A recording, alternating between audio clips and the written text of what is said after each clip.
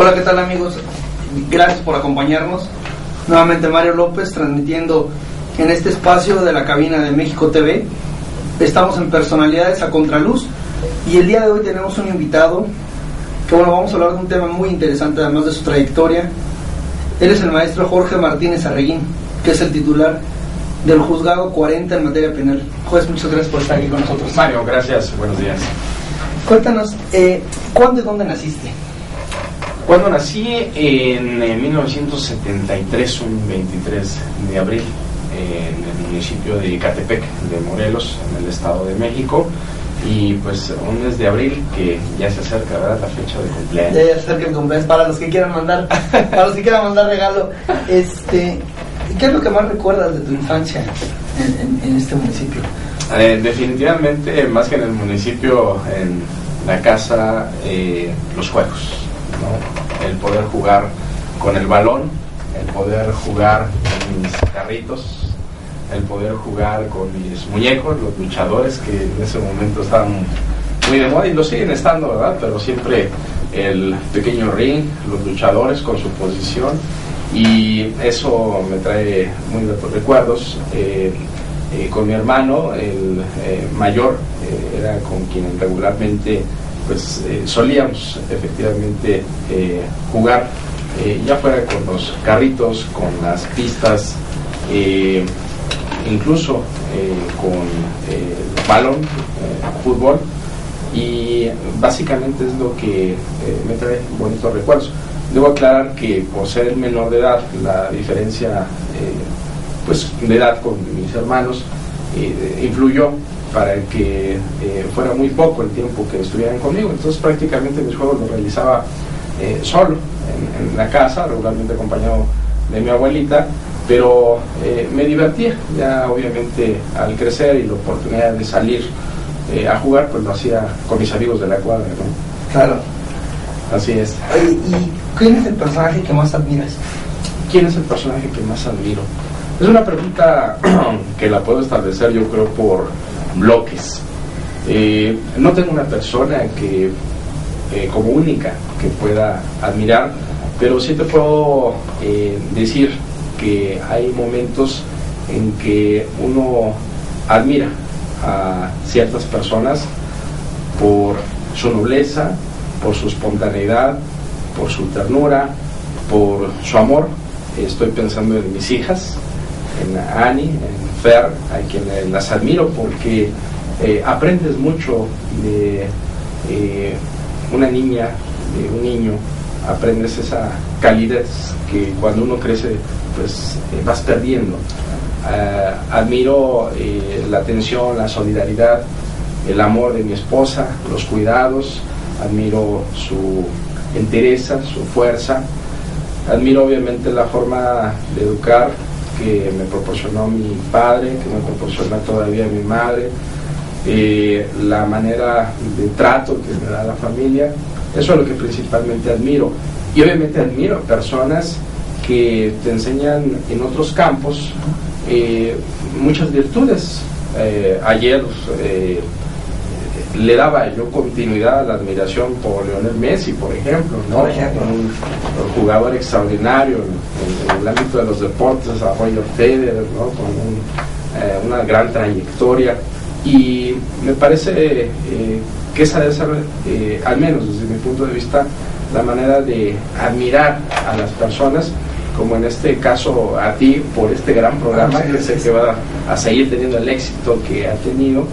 Y yo creo que es la forma de aprender de las personas, ¿no? Haciendo a un lado el concepto que llegó a transmitir sus películas, el concepto derivado del ámbito patriarcal. Pues Pedro Infante fue una gran figura y lo sigue siendo, ¿verdad? En su voz, en su dote histriónico, y con esa puntualidad de separar la transmisión patriarcal, ¿no? que tuvo en su momento, ¿no? ¿En qué momento de la vida es que decides estudiar Derecho? Bueno, el ámbito jurídico me empieza a tocar, me parece que desde la primaria. Quiero decirte que cuando se realizaban precisamente los bailes, los típicos y tradicionales bailes en primaria, en segundo o tercer año de primaria, de manera obligatoria nuestra profesora nos refería que teníamos que bailar la danza de los viejitos, si no lo recuerdo, y pues a mí no me parecía ni melodía ni coreografía que me gustara, sí. No me sentía muy a gusto, y además con los calzoncillos de manta, los guaraches, no sé por qué no me sentía muy a gusto. Y recuerdo que platicaba con mis compañeros, pues, todos 7, 8 años, bueno, es que no tienen por qué aceptar bailar obligatoriamente. Si no quieren, no bailen, y es más, si nos obligan, nos podemos ir a la CEPA, a la Secretaría de Educación Pública. Y lógicamente esto lo escuchó la maestra y le causó mucha risa, lo platicó con mi mamá, y lejos de regañarme o de decirme algo, les causó mucha curiosidad de que de alguna manera estaba defendiendo y transmitiendo a mis compañeros el derecho a no ser obligado a bailar. Y todo eso se tornó pues siempre bromas en la familia, hasta hoy lo recuerda mucho mi mamá. Y al final de cuentas no bailé, muchos de mis compañeros sí lo hicieron, pero la defensa de los derechos, el saber qué tenemos derecho y cuáles son nuestras obligaciones, fue parte importante, fue parte fundamental para decidirme por la carrera de Derecho, independientemente que Martín, mi hermano mayor, ya había comenzado sus estudios, ya había terminado incluso su licenciatura en Derecho. Él es también abogado, y la inclinación fue de alguna manera influenciada también por ese factor. ¿Y cómo es que decidiste estudiar Derecho en la Universidad del Tepeyac?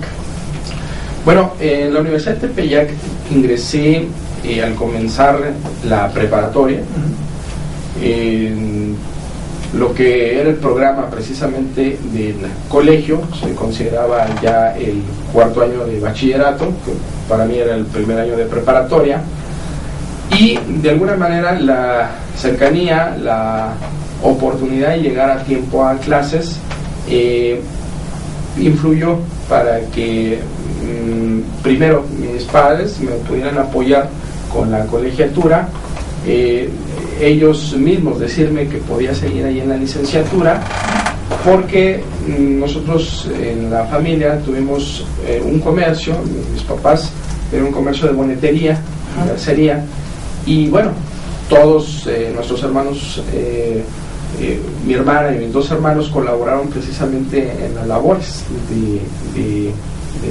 de comercio durante las mañanas, ya sea para atender el mostrador, ya sea para ir a surtir al centro, y siempre fueron tareas de mostrador. Entonces por eso hablo de la oportunidad de llegar a tiempo a clases, porque era terminar las labores en el negocio, ahí mismo hacer las tareas y correr a la escuela. Entonces por la cercanía de alguna manera también eso favoreció, y la oportunidad de que mis papás pudieran pagar la colegiatura favoreció que yo continuara ya la licenciatura en la Universidad del Tepeyac. ¿Qué diferencia encuentras entre la Universidad del Tepeyac y la UNAM, que es donde hiciste tu maestría?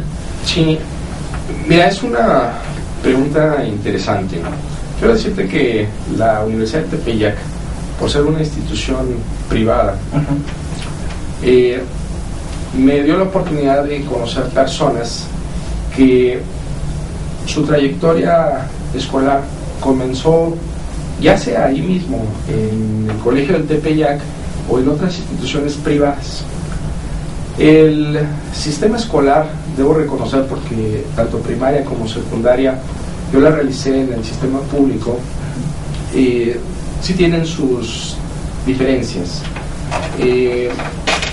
El sistema de enseñanza-aprendizaje ha tenido ciertos vicios que no han sido superados y que en ese momento obviamente eran notorios, en donde las capacidades de nosotros siempre han sido las mismas, pero las técnicas pude advertir de enseñanza, y pues al menos de los compañeros que estaban desde primero de inglés en ese colegio tenían un mayor avance. Entonces esa circunstancia la puedo advertir cuando llego a la maestría, que no obstante la hago en una de las mejores instituciones del país, como es la Universidad Nacional.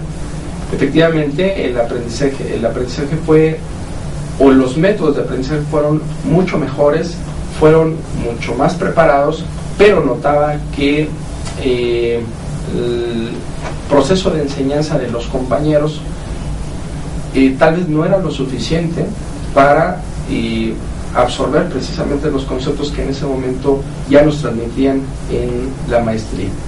Entonces, en ese sentido, creo que sigue existiendo lamentablemente la diferencia entre el sistema escolarizado privado y el sistema escolarizado público, que tiene mucho pendiente, tiene muchos objetivos por alcanzar, porque ya no debe ser el tradicional concepto de memorización, en donde nadie entiende qué leyó, o bien utiliza la memoria a corto plazo para pasar un examen y al día siguiente pues se olvida y se pierde toda posibilidad de comprensión, se pierde toda posibilidad de análisis, se pierde toda posibilidad de resolver problemas con base precisamente en lo aprendido, porque es lo que interesa, y más ahora que tenemos muchos problemas en México y que no tenemos la metodología o los objetivos a seguir para sistemáticamente resolver el problema.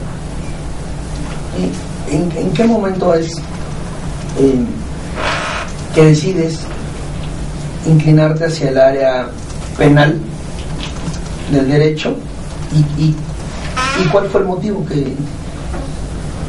Fíjate, Mario, que en muchas ocasiones accidentalmente o circunstancialmente llegan a presentarse los caminos, porque cuando yo realizaba mis estudios en la licenciatura, para mí el gusto por el derecho laboral, que ahora es una materia que se conoce como derecho del trabajo, era muy grande. Tan es así que me llevó a la oportunidad de trabajar con mi profesor de derecho laboral, Ignacio Garrido, en su despacho, y era una de las materias que más me gustaban, incluso el litigio en las juntas de conciliación y arbitraje.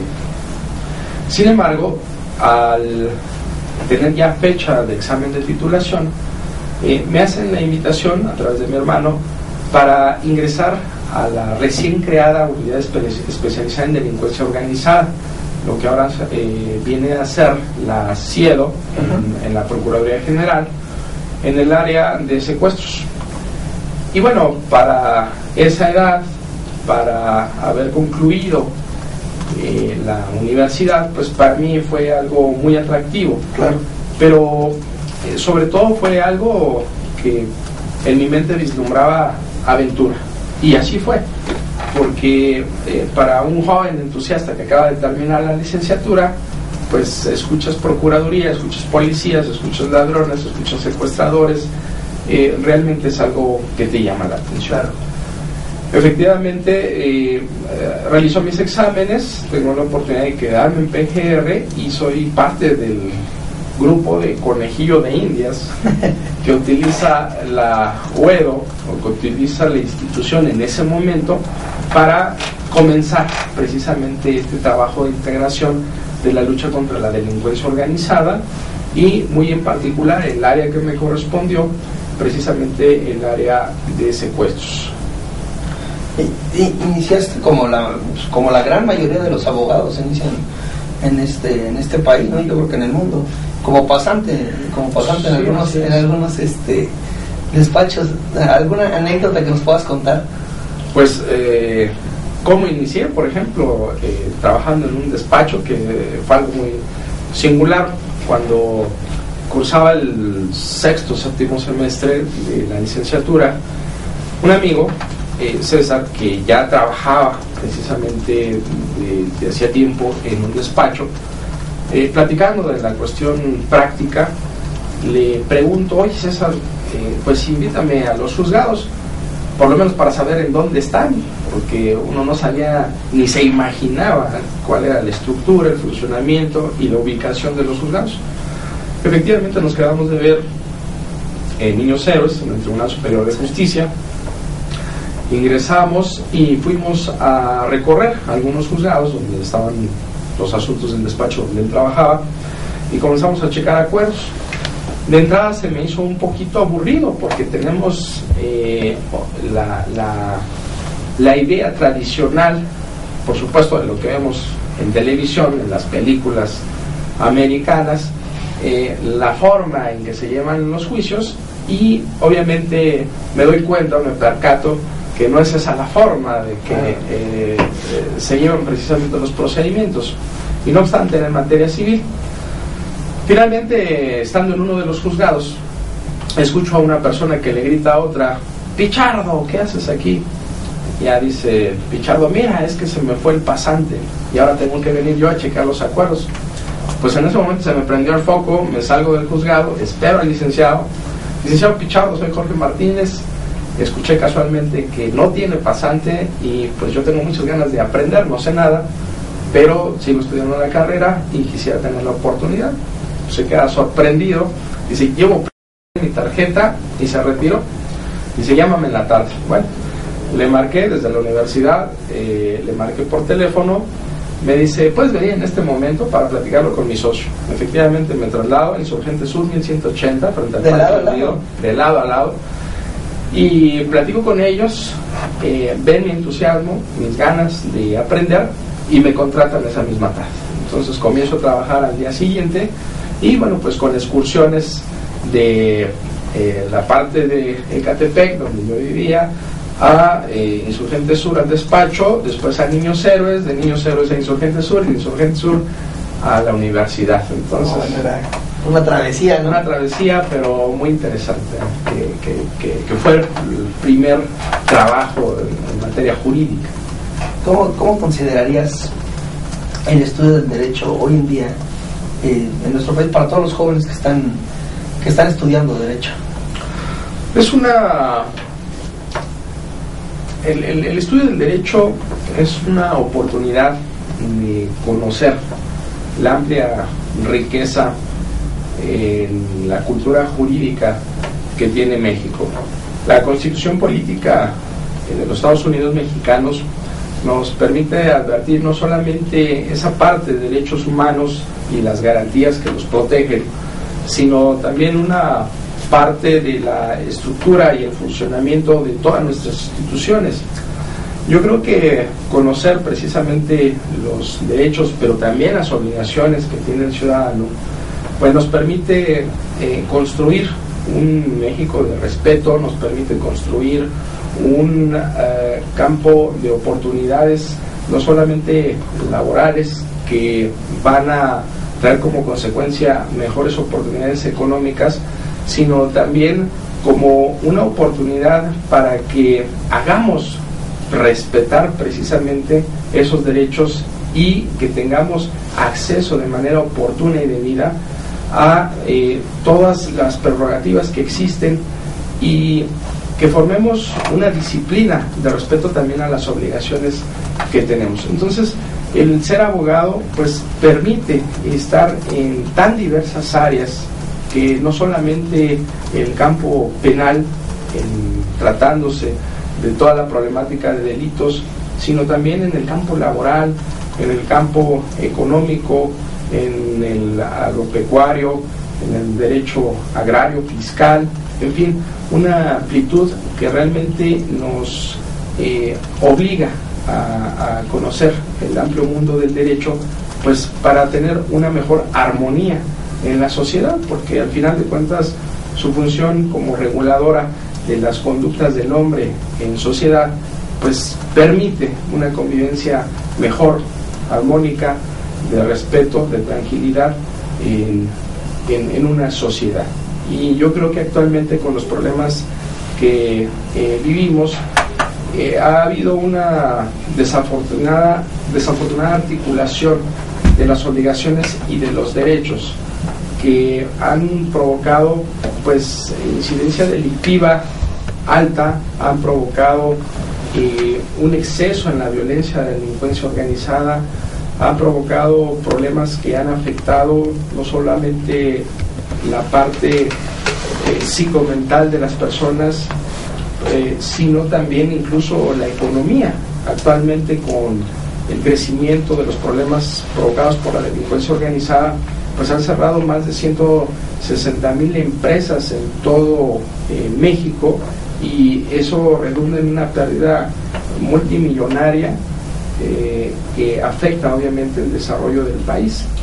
Entonces, son muchísimos factores, ¿verdad?, en los que obviamente es importante una carrera de Derecho, pero que no excluye obviamente la importancia también de otras áreas como la salud, la cuestión de medicina, que avanza incluso más rápido que el propio Derecho, a los economistas para tratar de enderezar y buscar los mecanismos adecuados de un desarrollo lento del país, de los ingenieros para una infraestructura mejor del país que necesitamos. Ahora con los temas de los sismos, pues todos aplaudimos que afortunadamente los edificios han resistido, que no se han caído, pero yo quisiera saber qué edificios se les ha dado el mantenimiento desde que fueron construidos para fortalecer, por ejemplo, sus estructuras, y que si ocurre un sismo de las magnitudes que hemos ya sentido, que hemos visto, pues no vaya a ocurrir una tragedia. Es decir, a final de cuentas, no puedo decir que todos estudien Derecho, porque necesitamos otras áreas, claro. Pero para los que estudian Derecho, pues sí necesitamos que tengan un compromiso serio, que tengan una disciplina de estudio, de actualización, que es muy importante, y que tengan la ética para llevar a buen camino todo lo que se les encomienda, tratándose ya sea de patrimonio, ya sea de tutelas, ya sea de derechos en general, que pues sus clientes a ojos cerrados en muchas de las ocasiones pues les dejan en sus manos. Claro. Hace un momentito comentaste tu ingreso a lo que fue la UEDO en ese momento, y bueno, pues entraste a una área en la que muchos especialistas consideran, y bueno, yo soy parte de la gente que considera también eso, no soy especialista, pero también considero que es uno de los delitos que más impacta a la sociedad, ¿no?, que es en la parte del secuestro. ¿Cuál fue tu función ahí como dictaminador profesionista? Bueno,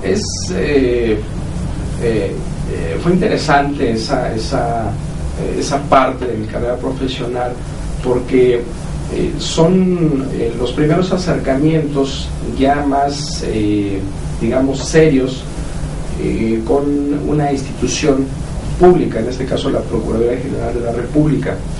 Y la función que yo tenía como dictaminador era desde la parte jurídica más cooperativa, que no fue excluida, pero esa parte jurídica era la integración de las propias averiguaciones previas que se iniciaban con motivo de delincuencia organizada, en tratándose de personas que estaban precisamente dedicándose al secuestro, principalmente con el propósito de obtener un rescate.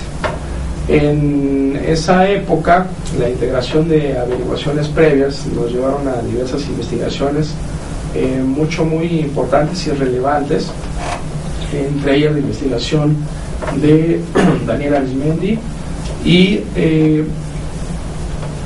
integración de averiguaciones previas en su momento de policías que incluso en ese entonces todavía la Policía Federal, que estaban precisamente inmiscuidos en diversas averiguaciones previas con motivo precisamente de la integración de diversas bandas de robo y secuestro. Y el análisis precisamente jurídico me llevaba a tomar precisamente declaraciones, me llevaba a integrar diligencias como solicitud de cateos con motivo de los datos que proporcionaban precisamente las personas que fungían como testigos o en su momento los propios detenidos.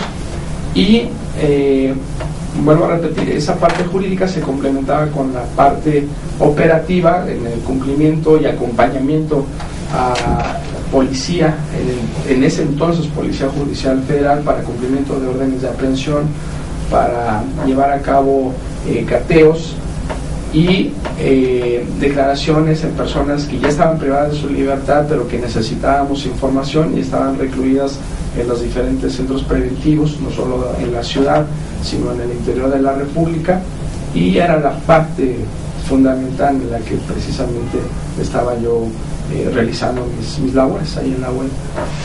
¿Cómo es que das este paso de, bueno, o qué es lo que sucede en este tiempo entre que entras a la UEDO, empiezas a trabajar en toda esta unidad de secuestro y tu llegada al juzgado 40 de lo penal? Bueno, en 1998, estando en la universidad, me percato de la convocatoria a la maestría en Derecho con orientación en Ciencias Penales, y mi intención pues era seguirme preparando. Decido concursar precisamente para ingresar a la maestría y obtengo resultados favorables. Me quedo. Al hablar con el fiscal, el doctor Samuel González, que en ese momento estaba de fiscal, pues le digo que tengo la oportunidad de seguir preparándome, de hacer una maestría, y pues me dice, ya sabes cuáles son los horarios aquí, tu ingreso a las 9 y tu salida no sé a qué hora. Entonces la respuesta fue no.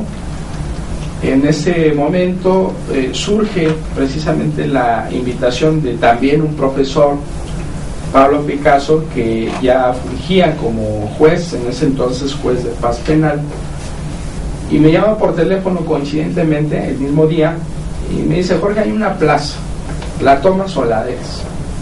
Pues, la tomo definitivamente. Un jueves llego a renunciar a PGR con el objeto obviamente de ingresar a la maestría, sabiendo que en el tribunal pues los horarios permiten en la tarde, claro, pues tener el tiempo para realizar los estudios. Y efectivamente renuncio en la PGR. Eso fue un jueves, y el lunes ya estaba trabajando en el Tribunal Superior de Justicia, en un juzgado, en ese entonces conocidos como juzgados de paz penal, y por las tardes inicié, por la tarde ese mismo día, inicié mi primer día de clases en la maestría. Entonces, el motivo por el cual me llevó precisamente a renunciar a la PGR fue el querer estudiar la maestría, pero simultáneamente la oportunidad que me surgió para integrarme al Tribunal Superior de Justicia del Distrito Federal en un juzgado de paz, en el 19 de paz penal, en la Villa. Y después de ese paso ahí en el juzgado de paz penal, ahí llegando precisamente al tribunal, estuve un tiempo como secretario actuario, y me hacen la invitación el señor Armando Montoya a colaborar en el juzgado 34 penal, ya en el reclusorio norte. De 34 penal trabajo como actuario, después como secretario de acuerdos 5 años, y surge la oportunidad para irme a la primera sala penal con el magistrado Eduardo Alfonso Guerrero, quien me da también la oportunidad de ser proyectista de sala, y concurso precisamente para obtener la plaza de juez en una convocatoria que surge en el año 2004-2005, concurso aproximadamente 6-7 meses, diferentes etapas, y obtengo por concurso de oposición la plaza de juez, y el Consejo de la Judicatura me adscribe al juzgado 40 penal, en donde desde 2006 realizo precisamente mis funciones como titular. Platícanos, ¿cuál es la diferencia entre un juzgado de paz penal y un juzgado penal? Bueno, el juzgado de paz penal actualmente ya no se llama como tal. Los juzgados de paz penal ahora son juzgados de delitos no graves. Y lo que se conocía como juzgado de primera instancia son los juzgados de delitos graves. En su momento lo que hacía la diferencia es que el juzgado de paz conocía de delitos que se sancionaban hasta con 4 años de prisión. A los delitos que se sancionaban con más de 4 años de prisión ya correspondían al juez penal o conocido como juez de primera instancia. Pero actualmente ya se establece esa diferencia, que esos juzgados que eran de paz penal ahora son juzgados que conocen delitos no graves, tienen derecho a la libertad provisional bajo caución, y los juzgados entre los cuales está el 40 penal, que son de delitos graves, de los que no tienen derecho a la libertad provisional bajo caución. Tú has participado en diversos foros en materia de derechos e igualdad de género, equidad de género.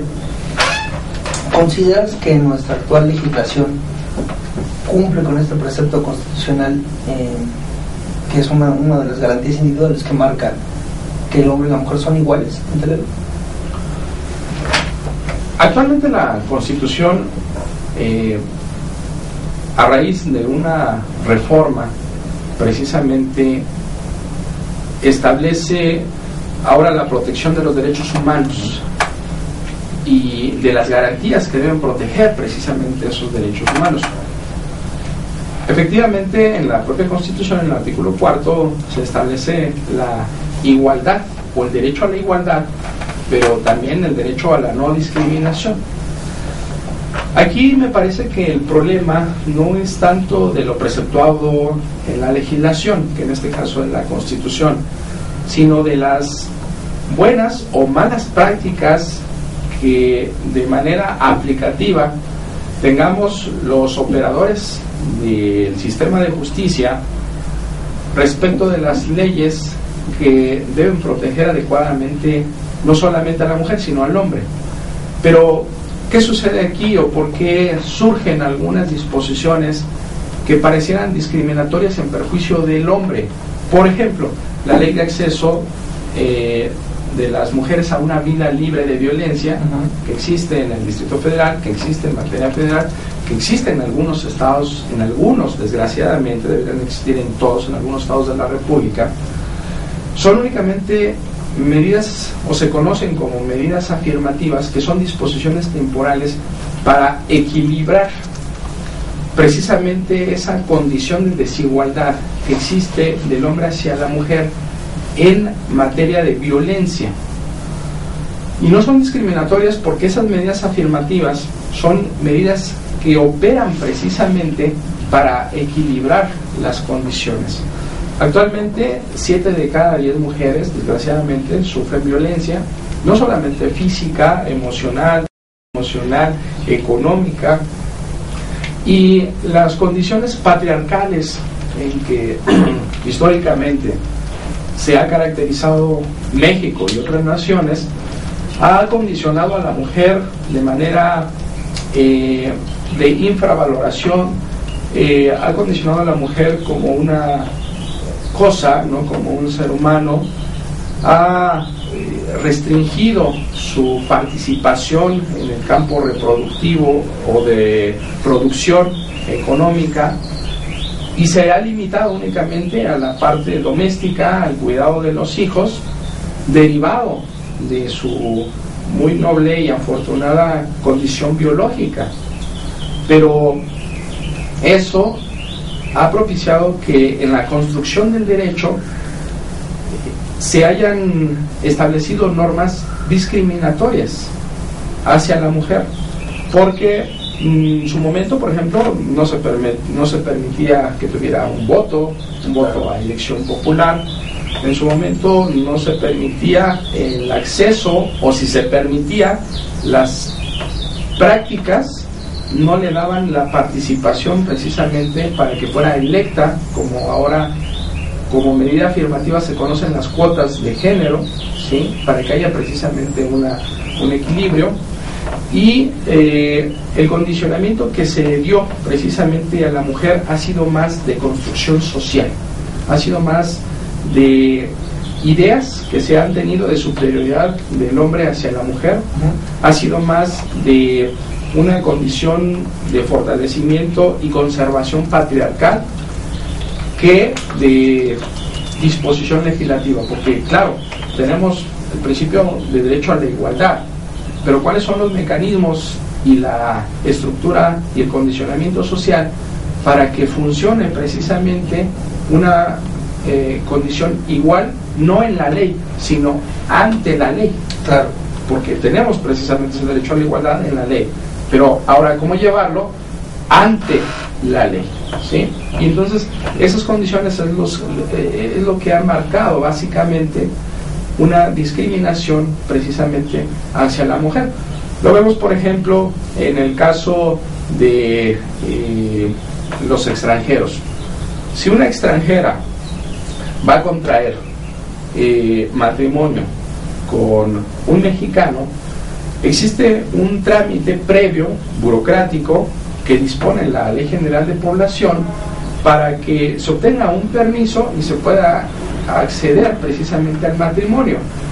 Cuando esa disposición es innecesaria, toda vez que eso no da, o el matrimonio no da lugar en automático precisamente a la nacionalidad mexicana. Entonces, son condicionamientos que se van creando en la ley de manera inconsciente por la estructura patriarcal en la creación precisamente de los ordenamientos jurídicos, y en ocasiones en perjuicio precisamente de la mujer. En el caso del adulterio, por ejemplo, se ponían ciertas condiciones, ¿verdad? En el caso de delitos sexuales en agravio de la mujer, se ponían ciertas condiciones, por ejemplo, que fuera casta y honesta. Entonces, son condicionamientos discriminatorios de una estructura patriarcal en perjuicio de la mujer, que crea precisamente discriminación. Bueno, poco a poco, como que, por lo menos en lo que respecta al Distrito Federal, se han ido eliminando, ¿no? Ha sido una ciudad con un enfoque progresista o progresivo para establecer precisamente medidas que combatan y que traten de equilibrar precisamente las condiciones. Se tuvo precisamente a ese respecto una reforma en el Código Penal para que no se responsabilizara a la mujer cuando interrumpiera el embarazo durante las primeras 12 semanas, que aunque ha sido criticado desde el aspecto ético, desde el aspecto incluso religioso, al final de cuentas buscaron en su momento los legisladores la protección a la salud de la mujer, porque los abortos desgraciadamente se daban de todos modos de manera clandestina, en condiciones insalubres, y se perdían muchísimas vidas de la mujer precisamente por realizarse o practicarse abortos ilegales. Eso se ha creado, bueno, la parte de las fiscalías especializadas para atender a la mujer, ¿no? Con este tipo de delitos. Así es. Bueno, otra cosa que yo creo que marcaba mucho esta parte del machismo es incluso desde el matrimonio, ¿no? La famosa epístola de Melchor Ocampo, que se suprimió afortunadamente. Claro. Marcaba reglas de sumisión, ¿verdad? Sí, totalmente. Entonces, bueno, creo que ha ido avanzando en este sentido. Yo tengo una teoría también en este sentido, y bueno, me gustaría que me dijeras tu opinión. Creo que mucho de esta parte en la que existe una percepción de superioridad del hombre a la mujer influye también en la educación que se da desde la casa en muchos de los hogares mexicanos. Pero en la mayoría de los casos la mujer es la que tiene a su cargo la educación de los menores, y muchas veces es desde la casa donde la misma mujer le enseña al hijo varón que es superior de alguna forma. ¿Por qué? Porque, bueno, no hagas esto porque esto es para mujeres, esto es para niñas. No sé, esa es una teoría que me gustaría conocer tu opinión con respecto a esto. Estoy totalmente de acuerdo. Lo vemos en casa, efectivamente, en donde si está comiendo la hermana y el hermano, dice la misma mujer: apúrate a comer, Juanita, porque Pepito ya va a terminar para que laves los trastes. Apúrate a plancharle la camisa porque tu hermano ya se va a trabajar. Esas prácticas tradicionales, que en muchas de las ocasiones son inconscientes, van creando precisamente los condicionamientos sociales que van construyendo el género, porque a su diferencia con el sexo, queda precisamente en cuanto a las características físicas del hombre y la mujer, hablando biológicamente, pero el género se va construyendo precisamente con estas prácticas, estas ideas, estas tradiciones, en donde el Día de los Reyes, pues te regalo una muñequita a ti por ser niña, porque si te regalo un carrito vas a adquirir prácticas de hombres. Bueno, ni se va a transformar en su preferencia sexual, ni se va a transformar el niño al que se le regale una muñequita, ni va a pasar nada, porque son otros condicionamientos los que se presentan en cuestión de la preferencia sexual. Simplemente son construcciones. A ti, Ricardito, no te puedo poner una chambrita rosa porque te me vayas a voltear, dice. Sí. No, eso no tiene que ver. Son condicionamientos sociales que van construyendo precisamente el género. Y estoy de acuerdo. Desafortunadamente en casa también existe precisamente la figura paterna. Cuando no se tiene precisamente bien precisados estos aspectos, pues siempre se va a dar preferencia al hijo. Tan es así que la llegada de un varón en casa va a provocar, pareciera, más alboroto, más alegría, porque fue un varón, como si fuera de mayor valor, y esto no debe ser así.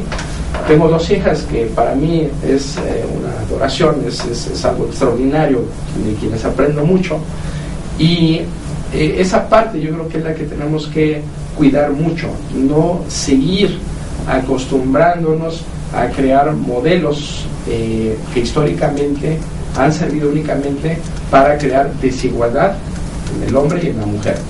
Afortunadamente hoy día cada vez mayor número de mujeres terminan su licenciatura, pero años atrás veíamos que si había que decidir entre el hijo o la hija para continuar con los estudios porque no era posible pagarles a ambos, se optaba porque siguiera estudiando el niño, porque a final de cuentas la niña pues iba a quedarse para criar los hijos, iba a quedarse para mantener la casa, se iba a casar e iba a ser mantenida.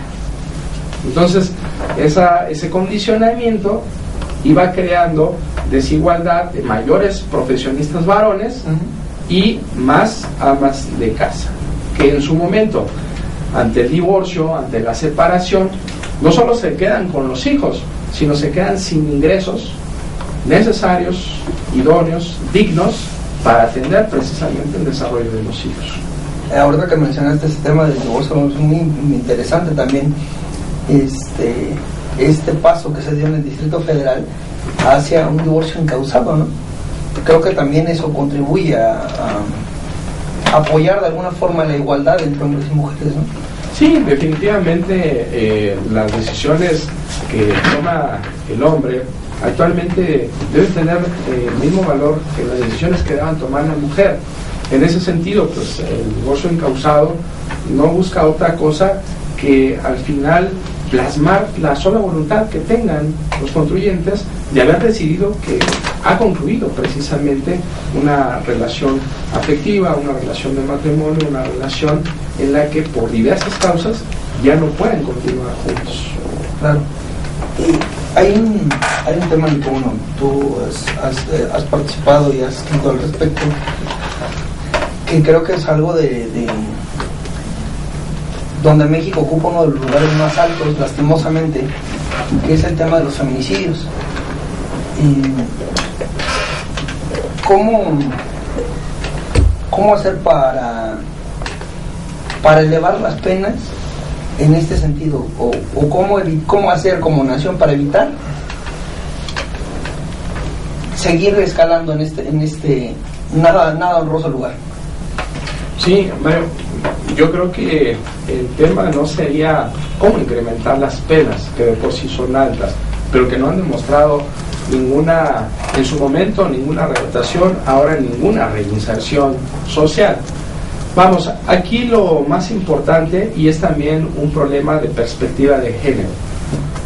¿Por qué se presenta la obligación de tipificar penalmente los feminicidios? Bueno, porque la Corte Interamericana de Derechos Humanos condena al Estado mexicano en una resolución de 3 personas desaparecidas en Ciudad Juárez, resolución a la que se le conoce como campo algodonero, que vale la pena pueden buscarla incluso en internet para que vean cuál es el contenido precisamente de esa resolución, pero que básicamente reconoce la falta de perspectiva de género de las autoridades para no brindar una atención inmediata a las víctimas y buscar, a petición de los familiares, a las personas, dando como respuesta incluso: espérese a que llegue, seguramente anda de volada con el novio.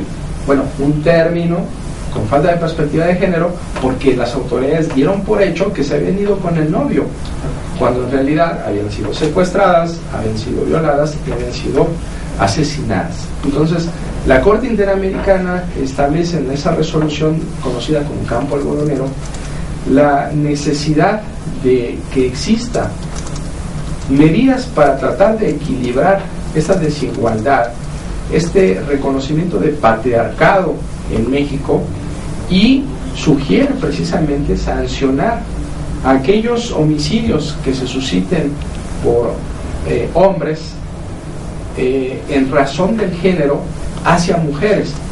Y algunas de esas hipótesis, por ejemplo, es que la abandone en vía pública, porque regularmente da una muestra con esa acción de erigirse el hombre como: mira lo que hago contigo, porque no vales nada, de causar lesiones infamantes porque demuestran el odio, el carácter misógeno, el carácter de desvaloración que tiene hacia la mujer para afectarla en su integridad corporal. En ese sentido, el feminicidio como una necesidad de cumplimiento del Estado mexicano hacia organismos de protección de derechos humanos como es la Corte Interamericana, pues viene a ser no otra cosa que una sanción.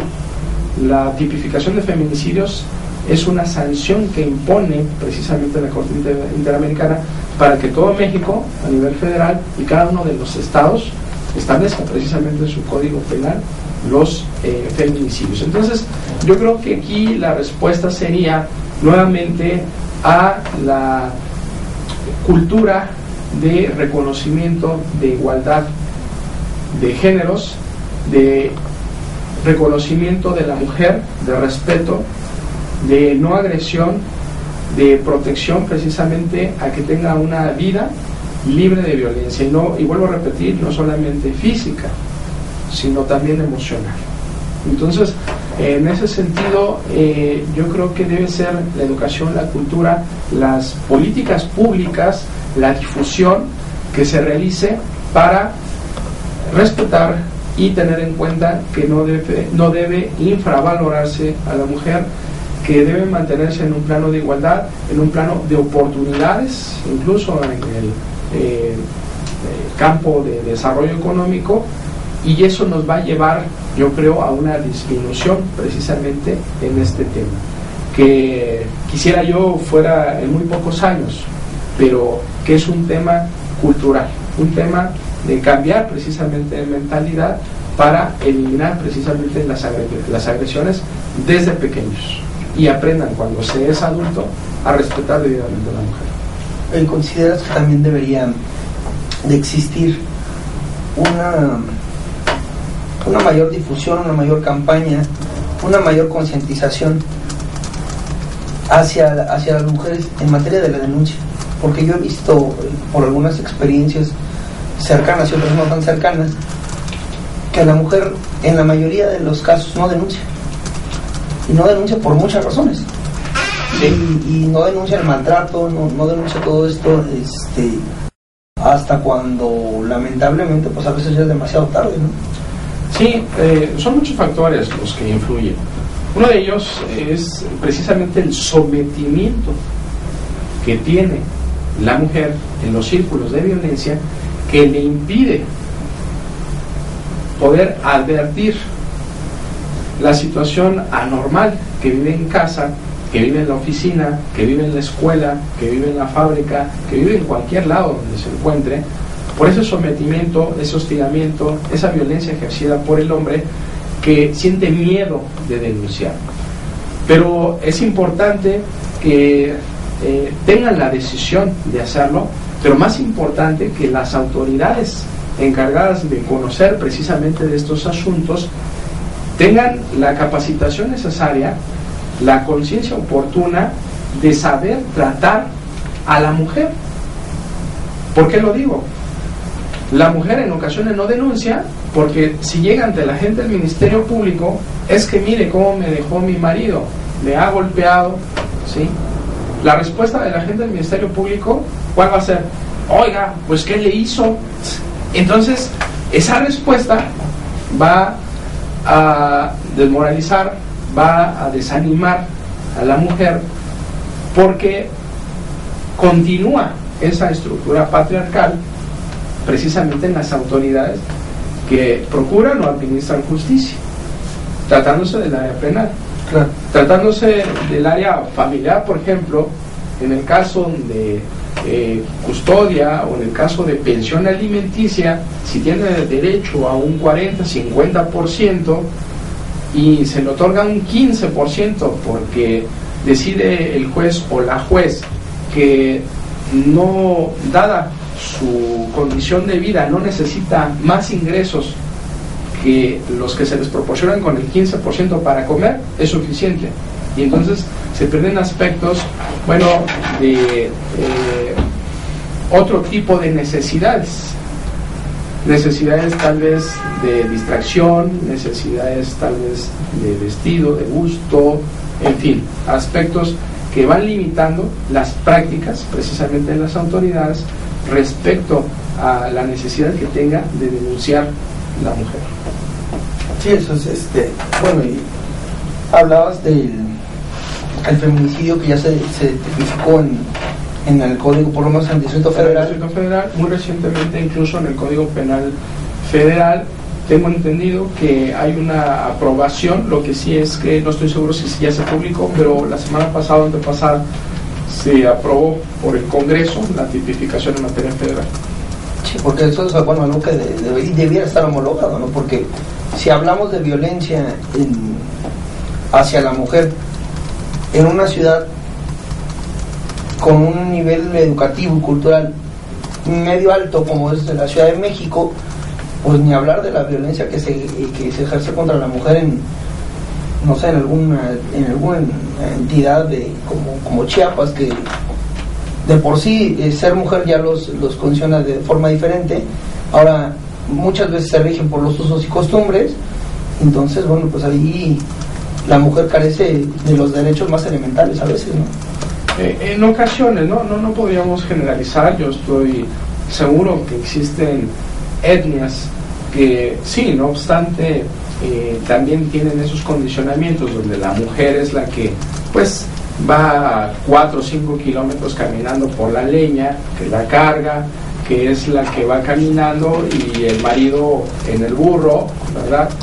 Estoy seguro que también existen otras culturas donde hay mayor respeto, donde el hombre efectivamente le da un lugar que se merece a la mujer, pero que efectivamente regresamos al mismo punto, la necesidad de cambio de cultura para dejar muy en claro que la mujer tiene las mismas capacidades que el hombre, que tiene derecho a las mismas oportunidades, y que el cuidado de los hijos llega a presentarse, bueno, cuando las condiciones no permiten accesar a la mujer a un campo productivo, o bien cuando la propia mujer decide precisamente que ella se quedará al cuidado de los hijos, al cuidado de las labores de la casa, pero en ocasiones por decisión propia, no por mandato del marido. Claro, son condiciones totalmente diferentes. ¿No? Hablabas hace un momentito de esta reforma constitucional en materia de derechos humanos, donde ya eleva a rango constitucional los tratados que ha suscrito México y han sido ratificados. Sí. ¿Cómo consideras que eso va a mejorar toda esta parte de los derechos hacia las mujeres? Bueno, definitivamente es una gran noticia que el sistema regional de protección de derechos humanos, hablo del sistema regional americano, en donde los organismos precisamente de protección, como es la Comisión Interamericana de Derechos Humanos, la Corte Interamericana de Derechos Humanos, que tiene funciones no solamente jurisdiccionales o de contención, sino también de una actividad consultiva, es decir, la Corte, los estados también le pueden solicitar a la Corte la interpretación de ciertas normas y ellas emiten una resolución que son precisamente la labor consultiva de la Corte Interamericana.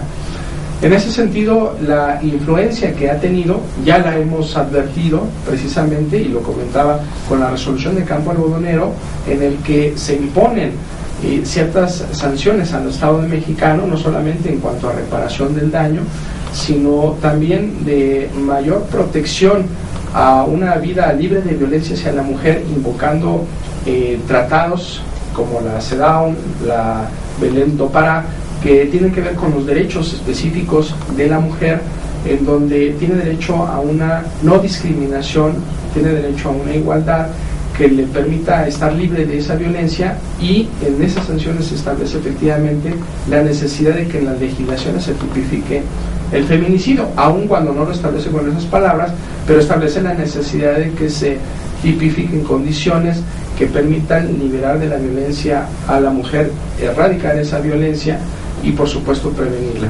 Y en ese sentido, en general, los derechos humanos pues no solamente van a beneficiar en un marco jurídico constitucional a la mujer, sino en general a los ciudadanos, a las ciudadanas, porque ahora se permite, y hay temas en discusión, de que la interpretación conforme que se haga de la Constitución, la interpretación conforme con los tratados, permita, bajo el principio conocido como pro persona o pro mine, que tratándose de dos disposiciones que puedan tener protección precisamente para el ciudadano, pero alguna tenga una mayor protección, se elija precisamente esta última para que con base en el tratado internacional se tomen decisiones que vayan acordes principalmente con la Convención Americana, y eso se le conoce como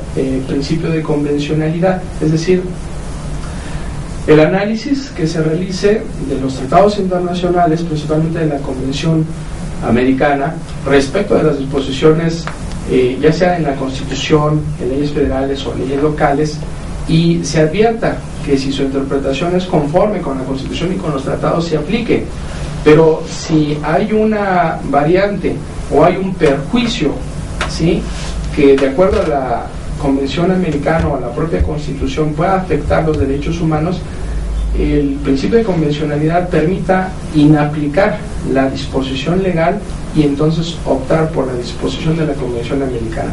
Entonces, estos temas actualmente la Suprema Corte se ha pronunciado en un primer plano para el control convencional que realicen no solamente los jueces que en su momento han conocido tradicionalmente el juicio de amparo, sino también ahora los jueces locales, que podamos precisamente utilizar este control de convencionalidad, ya que en su momento los jueces de amparo lo hacían a través de la vía de acción, es decir, el quejoso promovía su amparo para reclamar un derecho y los tribunales ya establecidos para controlar la Constitución, jueces de distritos, tribunales colegiados, se pronunciaban en amparo. Pero ahora la idea es que los jueces locales también, bajo el principio de convencionalidad y aplicando un control difuso, ¿sí?, establezcan cuáles son los derechos humanos que les protegen y, aplicando el control de convencionalidad, desapliquen los que les puedan causar perjuicio a los ciudadanos.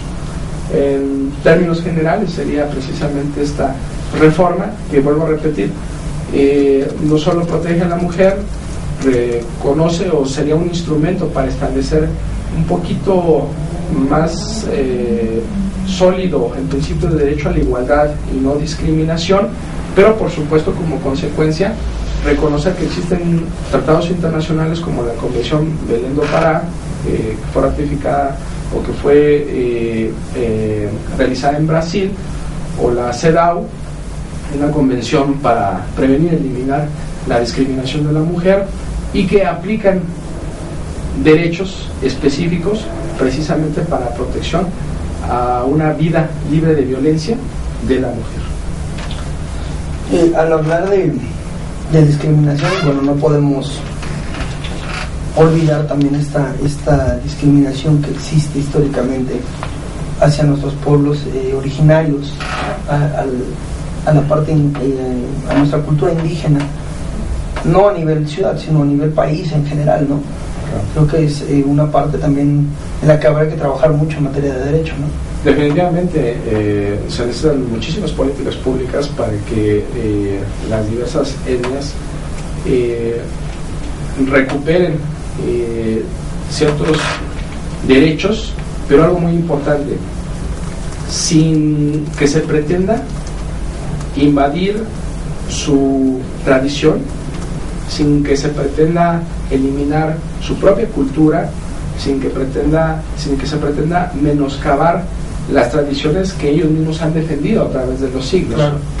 Y que precisamente en ese respeto, no solamente de cultura, de tradiciones, de asentamiento geográfico, porque ese también es una parte muy importante para ellos, el contacto natural, el alejamiento de la ciudad, que les permiten conservar muchas de sus tradiciones, y que en ocasiones, ya sea por instalación, vamos a pensar de una empresa, de desarrollo turístico, tratan de despojar precisamente de su zona geográfica que durante muchos años han tenido. Entonces, obviamente la protección de derechos humanos no solamente incide en este tema que comentábamos de las mujeres, ni tampoco de las etnias, sino en general de los grupos que potencialmente son desfavorecidos o que potencialmente pueden ser discriminados, y entre ellos efectivamente las mujeres, las etnias, los discapacitados, las niñas, los niños, aquellos que pertenecen a un grupo de comunidad lésbico gay, por ejemplo, que tengan preferencias sexuales, a que no haya discriminación también en razón del color de la piel, en razón del origen nacional, es decir, factores o categorías de distinción que no deben influir precisamente para que haya acceso a derechos, para que no sean menoscabadas libertades, y efectivamente si se protege y se logra que exista precisamente ese acceso sin distinción, entonces lograríamos reconocer un derecho a la igualdad, porque mientras existan restricciones, menoscabo a las libertades y derechos en razón de alguno de estos factores, y principalmente de los grupos potencialmente o en potencia vulnerables, estaríamos cayendo precisamente en la discriminación y no lograríamos obviamente ese derecho a la igualdad. Bueno, la última pregunta sería, ¿cómo consideras esta reforma que hubo también en materia de justicia penal y con el sistema acusatorio oral? Pues un tema muy interesante. La reforma fue en 2008, se presenta una vacatio legis, es decir, un tiempo para que opere, y fue de 8 años, llevamos 4. En julio del 2016 se vence el plazo. Ya existen algunos estados que tienen implementada la reforma. El Distrito Federal seguramente comenzará el año siguiente. Hoy tiene ya instaurados trabajos, ya está aplicando en materia civil y mercantil, pero la materia penal se trabajará hasta el año siguiente. Y se busca precisamente con este sistema acusatorio transparentar la actuación no solamente de jueces, transparentar la actuación de ministerios públicos, de los mismos abogados, y no solamente de oficio, también particulares, para que tengan una capacitación y preparación mucho mayor, porque implica transmitir de manera verbal todos los conocimientos, ya sea por parte del Ministerio Público para acreditar el delito y la responsabilidad, y por parte de la defensa para probar que efectivamente su cliente, que el indiciado, el imputado, no cometió el hecho o lo cometió bajo alguna excluyente de delito o de responsabilidad. Esas habilidades no se van a traducir estrictamente en una gran oratoria o en una gran retórica, se van a traducir en una construcción de lo que se llama teoría del caso, que busca efectivamente probar hechos con base en elementos previamente recabados, construidos, son elementos de prueba, para en ese momento dar a conocer una teoría del hecho con base precisamente en pruebas y en instrumentos o en elementos jurídicos, para que el juzgador pueda efectivamente analizar qué es lo que probó el Ministerio Público, qué es lo que probó la defensa, y con base en ese conocimiento pueda realizar o pueda un fallo. Entonces, no se trata del que hable más bonito o el que hable por más tiempo, sino el que construya una mejor teoría del caso con base en elementos de prueba pertinentes, idóneos y convincentes, sobre todo para el juzgador. Va a traer como consecuencia que exista una selectividad en los asuntos que llegan a juicio oral, porque no todo va a ser juicio oral. Debe establecerse mecanismos de solución de conflictos como la mediación, la conciliación, para que muchos de los delitos, un robo de 20 pesos, un robo de una botella de agua, no tenga que llevarse al juicio oral, porque si fuera así se va a colapsar el sistema. No habría material humano para poder darle solución y darle atención a todos los conflictos. Entonces deben llegar los de mayor trascendencia, los que en su momento no pudieron darse alguna salida, y con eso darle un poco de mayor celeridad a los tiempos. No obstante, quiero decirte que actualmente en el Distrito Federal un procedimiento penal es muy extraño que sobrepase de un año. Regularmente los procedimientos en 2 meses, 3 meses están concluyendo con sentencia. Otros mes y medio, 2 meses para la apelación, y muy probablemente otros 2 meses para los que promueven el juicio de amparo. Y esto nos trae como consecuencia que un procedimiento que se inició desde la detención hasta el momento en que el amparo fue negado o fue concedido, claro, aproximadamente han transcurrido 6 meses. No es cierto que en el Distrito Federal existan procedimientos que duren años, y si los existen son en su minoría cuando la defensa, con motivos precisamente de la preparación de los medios de prueba y en beneficio precisamente de la estrategia defensiva que está realizando, renuncia precisamente al plazo para ser juzgado antes de un año, ¿sí? O incluso en delitos cuya sanción no es mayor a 2 años, que sean juzgados antes de 4 meses, porque esa es otra regla poco conocida.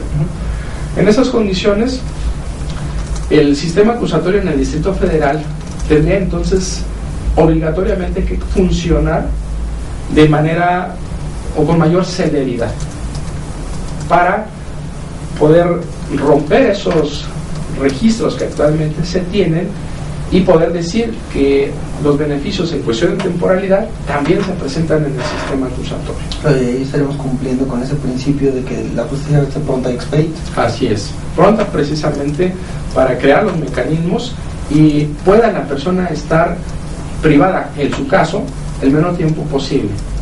Y además para que sea pronta, porque esa prontitud indica que se cumplen con los plazos establecidos por la ley. Por eso es que, tratándose de esa celeridad que deben tener los procedimientos del sistema acusatorio, para que la persona no esté tanto tiempo privada de su libertad, también en la reforma se busca que no todo delito traiga como consecuencia la prisión preventiva, sino algunos delitos selectos ya en la Constitución, para que no exista un hacinamiento como el que actualmente tienen las cárceles de la ciudad y de todo México, porque son muchas personas que, pudiendo gozar de una libertad, ya sea caucional, ya sea una libertad como ahora en el sistema acusatorio, simplemente va a ser libertad para que asistan a sus audiencias y puedan llevar un procedimiento, no sean afectados hasta en tanto exista una sentencia. Ese es un verdadero derecho en el sistema acusatorio, una verdadera muestra de un sistema democrático de derecho, que no se aprisiona a la persona sin antes dictársele una sentencia donde se declare culpable para que pueda sufrir una pena de prisión. Entonces, cambios de 360 grados, es un giro de 360 grados, es cambiar de cultura, cambiar de la cultura de la mentira a la cultura de la verdad, porque pues en las manifestaciones o declaraciones de los testigos pareciera que se ha automatizado el cambiar ciertos aspectos, ciertos detalles de los hechos, que ahora, al ser interrogado de manera personalísima y en presencia del juzgador, van a cambiar los factores, porque al final de cuentas el juzgado actualmente recibe una averiguación previa y conoce los hechos, pero en ese momento no va a conocer más de lo que le proporcione las partes, y por supuesto el imputado o la víctima, si su declaración así es ofrecida. Claro. Pues muy interesante todo esto que hemos platicado. De verdad te agradezco que hayas hecho un espacio en la agenda. Sé que está muy apretada, pero el que nos hayas podido acompañar el día de hoy, y te pediría por favor que nos dieras un mensaje final para todos los televidentes que nos están sintonizando ahí en México TV. Gracias Mario, gracias a ustedes por escucharnos, por vernos. Únicamente exhortarles para que en este tiempo tan difícil que vive México nos comprometamos a hacer el bien, simplemente hacer el bien. Y esto significa no estar agrediendo, a no estar maltratando, a no estar afectando a nuestros conciudadanos, no afectar a la mujer, no afectar a los menores, no afectar a los grupos potencialmente vulnerables, familiarizarnos más con la cultura del respeto a las personas, y felicitarte, desearte que continúe este gran éxito y hacer algo por México. Si nuestros gobernantes no han hecho gran cosa o han hecho poco, colaborar para que nosotros mejoremos esta situación pues muy lamentable que sigue viviendo México en todos los aspectos. Muchas gracias. Y te pediría por último que nos regalaras un mensaje aquí en nuestro libro de personalidades. Gracias. Y a ustedes, amigos que nos están sintonizando ahí en México TV, les agradezco su atención. Este es nuestro programa número 13, es un programa con un número cabalístico. Y les agradezco de verdad por sus comentarios que me han hecho llegar ahí al Facebook. Me pueden buscar como Mario López JR @hotmail.com y hacerme llegar también ahí sus sugerencias, sus comentarios y sus inquietudes, qué es lo que les gustaría temas que les gustaría que tratáramos aquí en el programa. Y bueno, nos vemos la próxima semana con otra de nuestras personalidades en esto que es Personalidades a Contraluz. Muchas gracias.